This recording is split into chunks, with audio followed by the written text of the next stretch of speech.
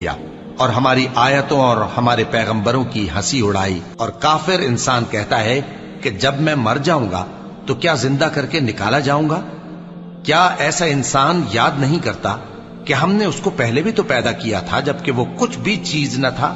سو تمہارے پروردگار کی قسم ہم ان کو جمع کریں گے اور شیطانوں کو بھی، پھر ان سب کو جہنم کے گرد حاضر کریں گے اور وہ گھٹنوں پر گرے ہوئے ہوں گے۔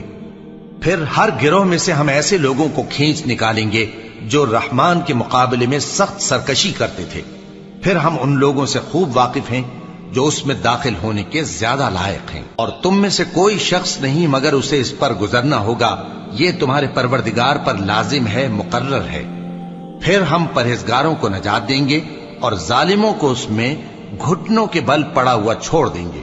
جو شخص اپنے پروردگار کے پاس گناہگار ہو کر آئے گا تو اس کے لیے جہنم ہے جس میں نہ وہ مرے گا نہ جیے گا، اور جو میری نصیحت سے منہ پھیرے گا اس کی زندگی تنگ ہو جائے گی، اور قیامت کو ہم اسے اندھا کر کے اٹھائیں گے۔ وہ کہے گا کہ میرے پروردگار تو نے مجھے اندھا کر کے کیوں اٹھایا؟ میں تو دیکھتا بھالتا تھا۔ اللہ فرمائے گا کہ ایسا ہی چاہیے تھا، تیرے پاس ہماری آیتیں آئیں تو تو نے ان کو بھلا دیا، اسی طرح آج ہم تجھ کو بھلا دیں گے۔ اور جو شخص حد سے نکل جائے اور اپنے پروردگار کی آیتوں پر ایمان نہ لائے، ہم اس کو ایسا ہی بدلہ دیتے ہیں، اور آخرت کا عذاب بہت سخت اور ہمیشہ باقی رہنے والا ہے۔ کافرو، اس روز تم اور جن کی تم اللہ کے سوا عبادت کرتے ہو دوزخ کا ایندھن ہوں گے اور تم سب اس میں داخل ہو کر رہو گے۔ اگر یہ لوگ در حقیقت معبود ہوتے تو اس میں داخل نہ ہوتے، سب اس میں ہمیشہ رہیں گے، وہاں ان کو چلانا ہوگا اور اس میں کچھ اور نہ سن سکیں گے۔ یہ دو فریق ایک دوسرے کے دشمن اپنے پروردگار کے بارے میں جھگڑتے ہیں، تو جو کافر ہیں ان کے لیے آگ کے کپڑے قطع کیے جائیں گے اور ان کے سروں پر جلتا ہوا پانی ڈالا جائے گا، اس سے ان کے پیٹ کے اندر کی چیزیں اور کھالیں گل جائیں گی، اور ان کے مارنے کے لیے لوہے کے ہتھوڑے ہوں گے۔